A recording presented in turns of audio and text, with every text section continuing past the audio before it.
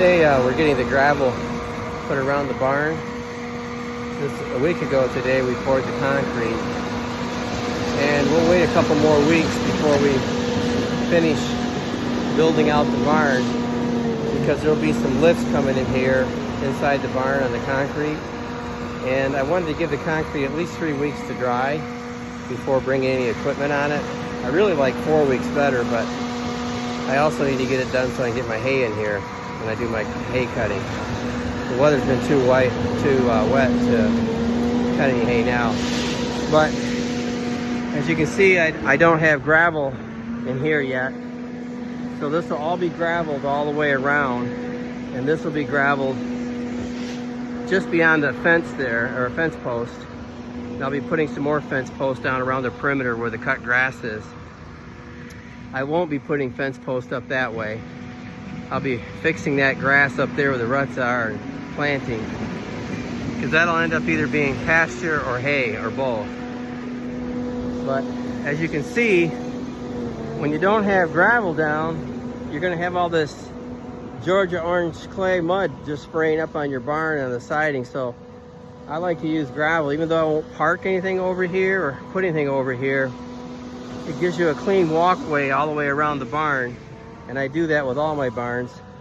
And then that'll also keep from any water splattering up coming off the roof. I have an overhang here that's 18 inches and beyond the wall, so it's going to hit right about here. And so I'll have this all filled with gravel up to what you see here. The other thing is we need to get the gravel up to the level of the concrete, so when they bring the lifts in here, it's a level transition, so they're not hitting the sides of the concrete.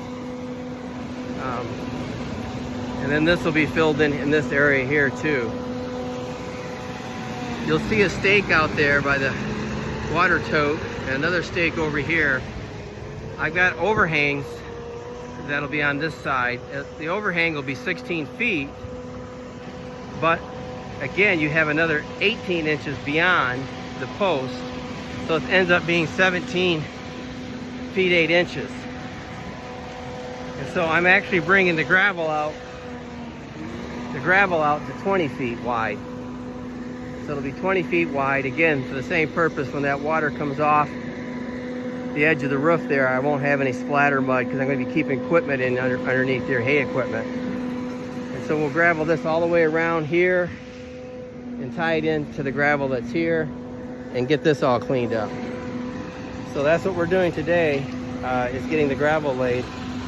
And once the barn is all done, then I'll be putting down number 57 gravel to top dress it off after the construction's all done, to keep this a nice clean site. That way in the winter time, when I'm coming in here to get hay, the winter time's a rainy season for us, late fall, anytime after Thanksgiving, let's put it that way.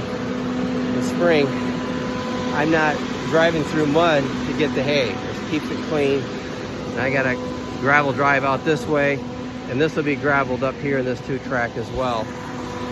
So I'll just take it out my gravel drive, down the road, down through here, then down my gravel drive to the cattle barn over there, which you can't see through the trees. I can see a little bit of the roofing of it, but I'm not sure this video will pick it up. So that's what we're doing today, and then we'll have 2 more weeks off on the construction of this barn, and then we'll start the construction again. Now I may form up the walls here in between. I'm going to put 2x6 stud walls in there, and I need that to support the second floor. So I may go ahead and get that done within the next 2 weeks as well. So I hope you enjoyed the update on the pole barn. Well, the gravel is finished now, and this is not the final top coating or anything. This is the underlayment for the gravel, and I use number 4 gravel to lay down the heavy, bigger gravel, which is, about 1.5 inches to 2 inches in size. And so that'll give us a good base here. I have more to do here to get up to this 2-track. I had them leave me a pile of gravel, so I'll bring this around circularly in a circular fashion here, so that I can come through the barn, drive out of the barn, and always be on gravel.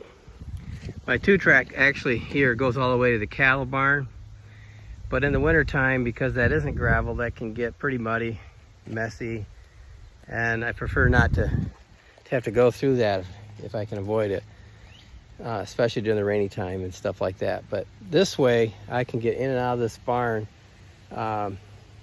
year round, no matter if it's raining or not raining, and stay out of the mud and have traction and so forth. I have culvert running underneath here, so you can see grass up there. That's where the culvert comes out, and the grass over here is where the culvert begins, so that the water drains around the bottom, goes out this culvert, and it'll head down this way on both sides. So that's how it looks, and I think overall I did a pretty good job spreading the gravel, getting the base layer all in there. And this allows too for equipment in a couple of weeks to drive into the barn on the concrete and not have to jump over a 4-inch lip, which could possibly crack or break a chunk of the concrete.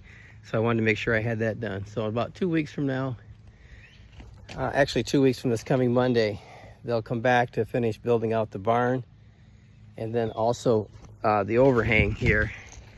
The side posts go up 20 feet above grade, and again they'll be coming out 16 feet with the roof, and then another 1.5 feet beyond the posts out here, just like you see in this one, for the water to shed.